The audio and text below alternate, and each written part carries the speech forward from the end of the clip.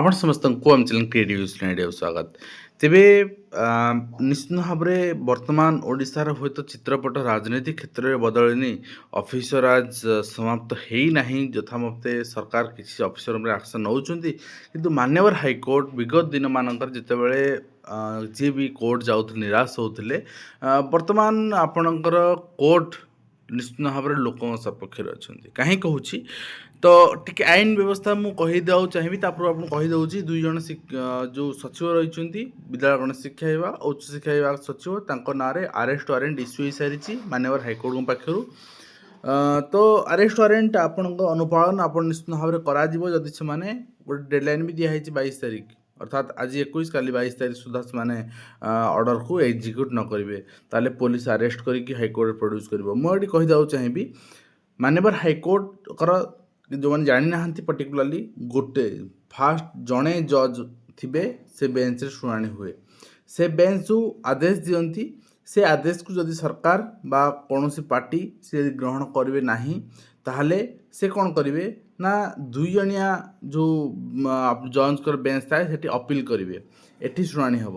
କିନ୍ତୁ ତା ଭିତରେ ଯେଉଁ ଆଦେଶଟା ଫାଷ୍ଟ ବେଞ୍ଚ ଦେଇଥିବେ ତାକୁ ଅବମାନନା କରାଯାଇପାରିବ ନାହିଁ, ସ୍ଥଗିତ ରଖାଯାଇପାରିବ, କିନ୍ତୁ ଅବମାନନା କରି ତା ଏଗେନଷ୍ଟରେ ଏକ୍ଜିକ୍ୟୁସନ୍ କରାଯାଇପାରିବ ନାହିଁ, ଯେଉଁଟାକି ବିଦ୍ୟାଳୟ ଗଣେଶ ଶିକ୍ଷା ବିଭାଗ କରିଛି। ଓସେପାର ଯିଏ ରହିଛନ୍ତି ଅନନ୍ୟା ଦାସ ଏସ୍ପିଡ଼ି, ତାଙ୍କୁ ମଧ୍ୟ ଶୋକଜ ହେଇଛି, ଇସ୍ୟୁ ହେଇଛି, ତାଙ୍କୁ ମଧ୍ୟ ହାଇକୋର୍ଟ ଭର୍ତ୍ସନା କରିଛନ୍ତି ଡିଭିଜନ୍ ବେଞ୍ଚରେ।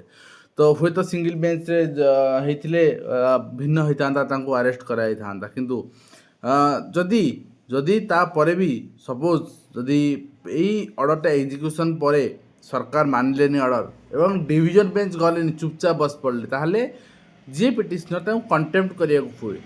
ଫାଷ୍ଟ କଣ୍ଟେମ୍ପ୍ଟ, ସେକେଣ୍ଡ କଣ୍ଟେମ୍ପ୍ଟ, ଥାର୍ଡ଼ କଣ୍ଟେମ୍ପ୍ଟ, ତିନିଟା କଣ୍ଟେମ୍ପ୍ଟ କରିବାକୁ ହୁଏ। ତିନିଟା କଣ୍ଟେମ୍ପ୍ଟରେ ତ ମାନ୍ୟବର ଯେଉଁ ଜଷ୍ଟିସ୍ ବର୍ତ୍ତମାନ ଆସୁଛନ୍ତି ଦୀକ୍ଷିତ କୃଷ୍ଣ ଶ୍ରୀପଦ, ସେ କହିବା କଥା ଯେ ପିଟିସନର ଯିଏ ଅଛି ସେ ନ୍ୟାୟ ପାଇନି ବୋଲି ଆସିଛି କୋର୍ଟକୁ, ସେ ଖର୍ଚ୍ଚାନ୍ତ ହେବ, ତା'ର ସମୟ ଯିବ, ସେ କଣ୍ଟେମ୍ପ୍ଟ କରିବ। ଆମେ ଅର୍ଡ଼ର ଦେଉଥିବୁ, ଆମେ କ'ଣ ବନ୍ଦର ଥୋଡ଼ି ନା, ଆମେ ଅର୍ଡ଼ର ଦେଉଥିବୁ, ଆମ କଥା ଆପଣ ଏକ୍ଜିକ୍ୟୁସନ୍ କରିବେନି, ଆମର କିଛି ଭ୍ୟାଲ୍ୟୁ ନାହିଁ।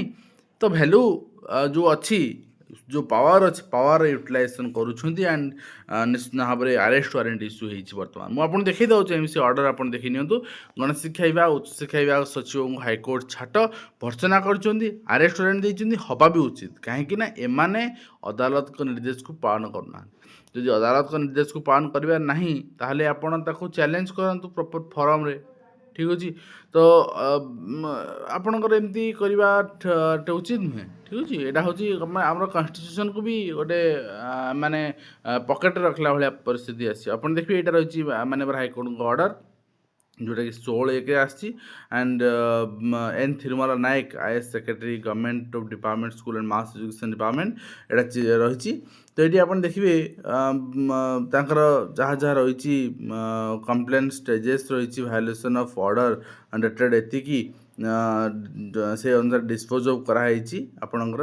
ଆଉ ଏଠି କୁହାହେଇଛି with above observation the writ petition is dispose of, ଆଉ giving liberty to the petitioner to make an appropriate representation supported by evidentiary marital within 2 weeks, 2 ସପ୍ତାହ ଦେବା ପାଇଁ କୁହାଯାଇଛି। ଏବଂ ଲାଷ୍ଟ ପଏଣ୍ଟରେ ଆପଣ ଦେଖନ୍ତୁ କୁହାଗଲା in above circumstances issue warrant to arrest and produce ଦ ଯିଏ ଅଛନ୍ତି ଆପଣଙ୍କର N Thirumala Nayak opposite party ଅଛନ୍ତି, ତାଙ୍କୁ ହିଁ କୁହାଯାଇଛି କୋର୍ଟରେ 22 ତାରିଖ ସୁଦ୍ଧା ପ୍ରଡ୍ୟୁସ୍ କରିବା ପାଇଁ। If the order is complied within the meanwhile, ଯଦି ତା ଭିତରେ ଅର୍ଡ଼ରର ସମାଧାନ ହେଇଗଲା, ତାହେଲେ କୌଣସି ଆପଣଙ୍କର କରେକ୍ଟିଭ୍ ଆକ୍ସନ୍ ଦରକାର ନାହିଁ, ଆରେଷ୍ଟ ଦରକାର ନାହିଁ। ଅର୍ଥାତ୍ 22 ତାରିଖ ଆସନ୍ତାକାଲି ଭିତରେ ଯଦି ନହେଲା ତାହେଲେ ଆରେଷ୍ଟ କରିବାକୁ ପଡ଼ିବ। ଏଇଟା ବିଦ୍ୟାଳୟ ଗଣେଶ ଶିକ୍ଷା ବିଭାଗ ଗଲା। ଆଣ୍ଡ ହାୟର ଏଜୁକେସନ୍ ଆପଣ ଦେଖାଇ ଦେଉଛି, ହାୟର ଏଜୁକେସନ୍ ଏଇଟା ରହିଛି ଅର୍ଡ଼ର। ହାୟର ଏଜୁକେସନ୍ ଅର୍ଡ଼ରରେ ଆପଣଙ୍କର ଏଠି କୁହାଗଲା, ଆପଣ ଦେଖିବେ ଏଇ ସର୍କମଷ୍ଟାନ୍ସେସରେ ଆପଣଙ୍କର କୁହାଗଲା ସୋଲ୍ ଯିଏ ଅଛନ୍ତି ଆପଣଙ୍କର ହାୟର ଏଜୁକେସନ୍ ଡିପାର୍ଟମେଣ୍ଟର ସଚିବ, ତାଙ୍କୁ ମଧ୍ୟ କୋର୍ଟରେ 22 ତାରିଖ ଦିନ ପ୍ରଡ୍ୟୁସ୍ କରିବା ପାଇଁ କୁହାଗଲା। However the meanwhile if the compliance is reported ତା ଭିତରେ ଯଦି ସମାଧାନ କରିଦିଆଗଲା ତାହେଲେ ଆବଶ୍ୟକତା ନାହିଁ। ତ ନିଶ୍ଚିତ ଭାବରେ ଏଇ ଦୁଇଟି ଅର୍ଡ଼ର ଆଣ୍ଡ ଏଇ ଦୁଇଟି ଆପଣଙ୍କର ଜିନିଷ ଗୋଟେ ବହୁତ ବଡ଼ ରିଲିଫ୍ ଆଟଲିଷ୍ଟ ଯେଉଁମାନେ ମାନେ ଅଫିସର ଭାବୁଥିଲେ ଯେ ପିଟିସନ ଅଛି ସେ ଯାଉ, ସେ ମେଣ୍ଟାଲି ହାରାସ ହଉ, ସେ ଫିଜିକାଲି ହାରାସ ହଉ, ସେ ଫାଇନାନ୍ସିଆଲି ହାରାସ ହଉ ଆଣ୍ଡ ସେ କୋର୍ଟ ଟୁ କୋର୍ଟ ଘୁରି ବୁଲୁ, ବର୍ଷ ବର୍ଷ ଧରି ଘୁରି ବୁଲୁ, ଆମେ ସେତେ ଭିତରେ ଏ ଡିପାର୍ଟମେଣ୍ଟ ସାଇଡ଼ ଅନ୍ୟ ଡିପାର୍ଟମେଣ୍ଟ ପଳାଇଥିବା। କିନ୍ତୁ ସେ କଥାକୁ ହୁଏତ ବର୍ତ୍ତମାନ ହାଇକୋର୍ଟ ହୃଦୟଙ୍ଗମ କରିଛନ୍ତି ଆଣ୍ଡ ଏଇ ଯେଉଁ ମନମାନି କରୁଥିବା ଆଣ୍ଡ ଏଇ ଯେଉଁ ଆପଣଙ୍କର ବେପରୁଆ ଆରୋଗାଣ୍ଟ ଅଫିସର ମାନେ ତାଙ୍କ ବିରୁଦ୍ଧରେ ଏଭଳିଆ ଗୋଟେ ଚରମ ପଦକ୍ଷେପ ନେଇଛନ୍ତି। ଏ ନିଶ୍ଚିତ ଭାବରେ ଆଗାମୀ ଦିନରେ ଅଫିସରମାନଙ୍କୁ ସାବାଟ କରିବାରେ ସହଯୋଗ କରିବ। ଆଜି ଭିଡ଼ିଓ ଆମେ ଶେଷ କରୁଛୁ, ପୁଣି ଆମେ ଦେଖା ହେବ ନେକ୍ସଟ।